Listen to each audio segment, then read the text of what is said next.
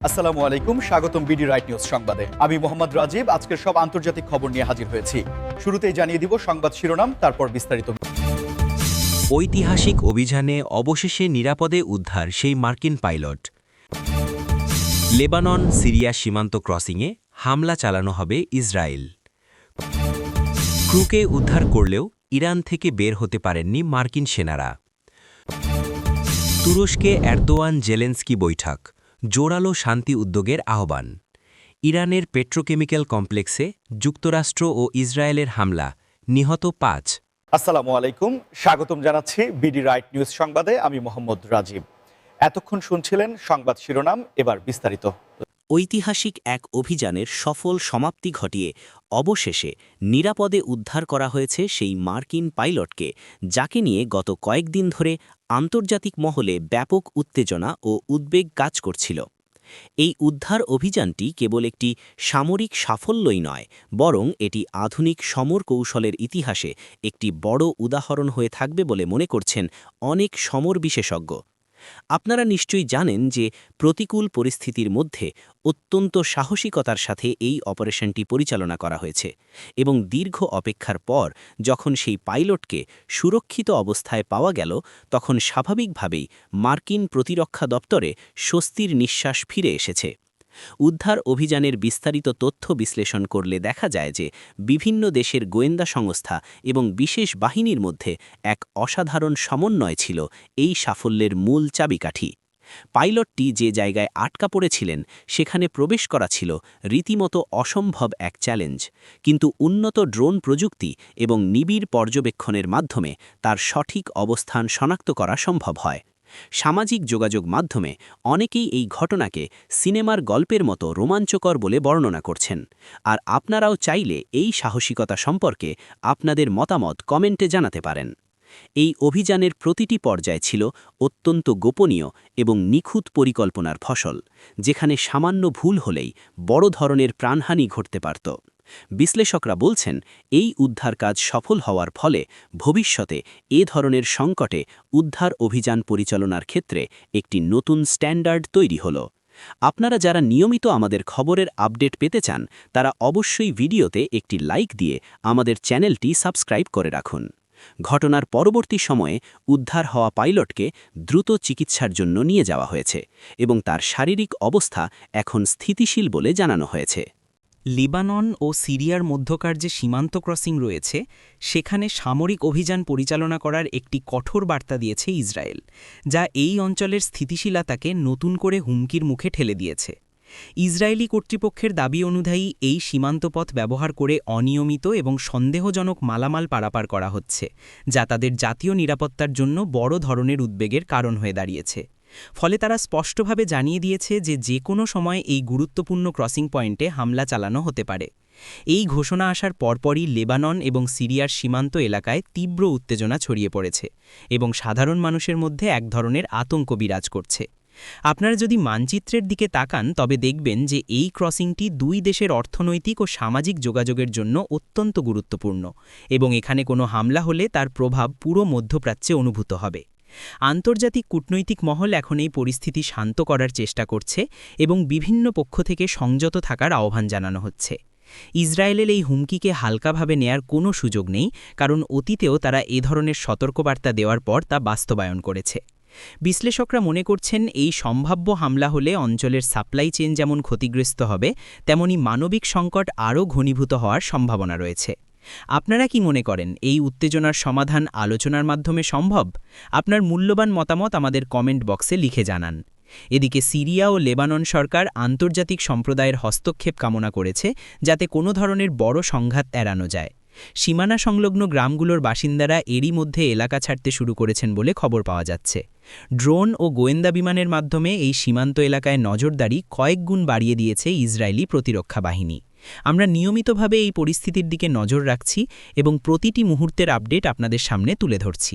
ইরানে আটকা পড়া মার্কিন ক্রু সদস্যদের নিয়ে এক জটিল পরিস্থিতির সৃষ্টি হয়েছে, যেখানে তাদের উদ্ধার করা সম্ভব হলেও এখনই তারা দেশ ত্যাগ করতে পারছেন না বলে জানা গেছে। এই খবরটি আসার পর থেকেই আন্তর্জাতিক রাজনীতিতে নতুন করে শোরগোল পড়ে গেছে। কারণ এই উদ্ধার প্রক্রিয়ার সাথে দীর্ঘদিনের কূটনৈতিক টানাপড়েন জড়িত রয়েছে।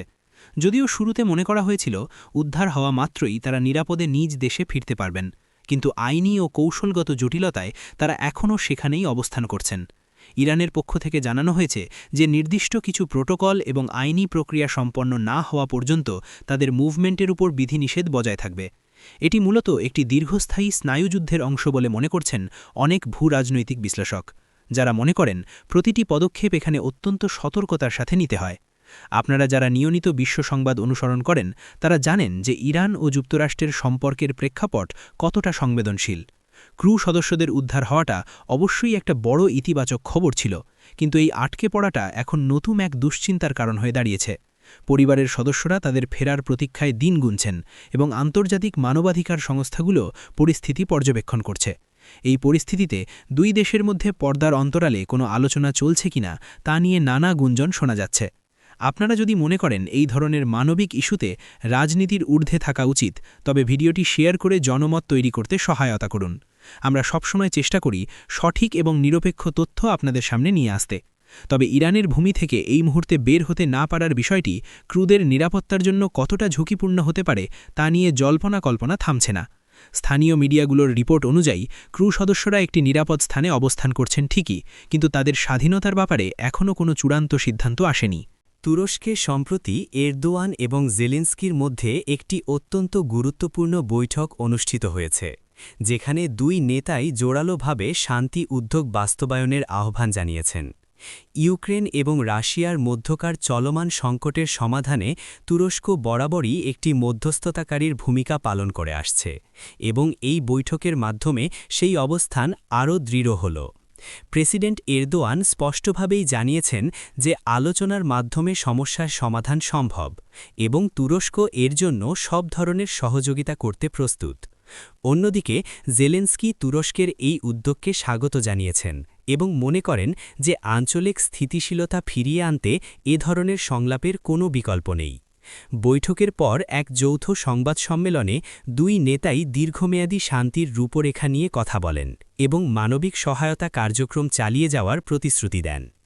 আপনারা হয়তো জানেন যে শস্য চুক্তি সহ বিভিন্ন গুরুত্বপূর্ণ ইস্যুতে তুরস্ক এর আগেও বড় ভূমিকা রেখেছিল, তাই এই বৈঠককে ঘিরে সারা বিশ্ব এখন অনেক বেশি আশাবাদী। এই আলোচনার মাধ্যমে যুদ্ধের নেতিবাচক প্রভাব প্রশমিত করার এবং অর্থনৈতিক করিডরগুলো সচল করার বিষয়ে গুরুত্ব আরোপ করা হয়েছে। বিশ্লেষকরা বলছেন এরদোয়ানের কূটনৈতিক চাতুর্য এবং রাশিয়ার সাথে তার ভারসাম্যপূর্ণ সম্পর্ক এই শান্তি প্রক্রিয়াকে সফল করতে সাহায্য করতে পারে। আপনারা এই শান্তি উদ্যোগ নিয়ে কি ভাবছেন? আপনাদের কি মনে হয় এই বৈঠকের মাধ্যমে যুদ্ধের সমাপ্তি ত্বরান্বিত হবে? কমেন্টে আপনার ধারণা শেয়ার করুন। বৈঠকটি কেবল রাজনৈতিক আলোচনার মধ্যেই সীমাবদ্ধ ছিল না, বরং এতে দুই দেশের পারস্পরিক বাণিজ্য ও প্রতিরক্ষা সহযোগিতার বিষয়গুলো উঠে এসেছে। এই ধরনের উচ্চ পর্যায়ের সফরগুলো বিশ্ব রাজনীতির মোড় ঘুরিয়ে দিতে পারে এবং মানবিক বিপর্যয় রুখতে সহায়ক হতে পারে। আন্তর্জাতিক সংবাদ মাধ্যমগুলো এই বৈঠকের প্রতিটি মুহূর্ত কভার করছে, কারণ এর ফলাফলের ওপর অনেক কিছুই নির্ভর করছে। শান্তির এই নতুন আশার বাণী কতটুকু ফলপ্রসূ হয়? ইরানের একটি প্রধান পেট্রোকেমিক্যাল কমপ্লেক্সে যুক্তরাষ্ট্র ও ইসরায়েলের যৌথ হামলার খবর পাওয়া গেছে, যাতে এখন পর্যন্ত 5 জনের প্রাণহানির তথ্য নিশ্চিত হওয়া গেছে। এই ঘটনাটি মধ্যপ্রাচ্যের উত্তপ্ত পরিস্থিতিকে আরও আগুনের দিকে ঠেলে দিয়েছে এবং বিশ্ববাজারে জ্বালানি তেলের দাম নিয়ে নতুন করে সংশয় তৈরি করেছে। রিপোর্ট অনুযায়ী এই কমপ্লেক্সটি ইরানের অর্থনীতির জন্য অত্যন্ত গুরুত্বপূর্ণ ছিল এবং এর ক্ষয়ক্ষতির পরিমাণ অনেক বিশাল হতে পারে বলে ধারণা করা হচ্ছে। হামলার পরপরই সেখানে বিশাল অগ্নিকাণ্ডের সৃষ্টি হয় এবং উদ্ধারকারী দলগুলো সেখানে কাজ শুরু করে। ইসরায়েল এবং যুক্তরাষ্ট্রের পক্ষ থেকে এই অভিযানকে নির্দিষ্ট কৌশলগত লক্ষ্য অর্জন হিসেবে দেখা হলেও ইরান একে একটি বড় ধরনের আগ্রাসন বলে অভিহিত করেছে। 5 জনের মৃত্যুর খবরটি পুরো এলাকায় শোকের ছায়া নিয়ে এসেছে এবং শোকাহত পরিবারগুলোর প্রতি সমবেদনা জানানো হচ্ছে। আপনারা যারা অর্থনীতির খোঁজখবর রাখেন তারা জানেন যে এ ধরনের স্থাপনায় হামলার ফলে সরবরাহ চেন ক্ষতিগ্রস্ত হয়, যা পরোক্ষভাবে সাধারণ মানুষের জীবনযাত্রার ব্যয় বাড়িয়ে দেয়। আন্তর্জাতিক সম্প্রদায় এই ঘটনার প্রতিক্রিয়ায় গভীর উদ্বেগ প্রকাশ করেছে এবং যুদ্ধের বিস্তার রোধে সব পক্ষকে সংযম প্রদর্শনের অনুরোধ করেছে। এই হামলার পেছনে মূল কারণ কি হতে পারে এবং এর ভবিষ্যৎ ফলাফল কি হবে তা নিয়ে সোশ্যাল মিডিয়ায় ব্যাপক বিতর্ক চলছে। আপনারা এই হামলার বিষয়ে কি মনে করেন? এটি কি পরিস্থিতিকে আরও ঘোলাটে করবে, নাকি এর মাধ্যমে শক্তির ভারসাম্য বজায় থাকবে? আপনার মতামত অবশ্যই আমাদের সাথে শেয়ার করবেন। ইরানের পক্ষ থেকে এই হামলার দাঁত ভাঙা জবাব দেওয়ার হুঁশিয়ারি দেওয়া হয়েছে, যা থেকে বোঝা যায় উত্তেজনা কমার কোনো লক্ষণ নেই। এই মুহূর্তে ওই এলাকার নিরাপত্তা ব্যবস্থা কয়েক গুণ জোরদার করা হয়েছে এবং অতিরিক্ত সৈন্য মোতায়েন করা হয়েছে।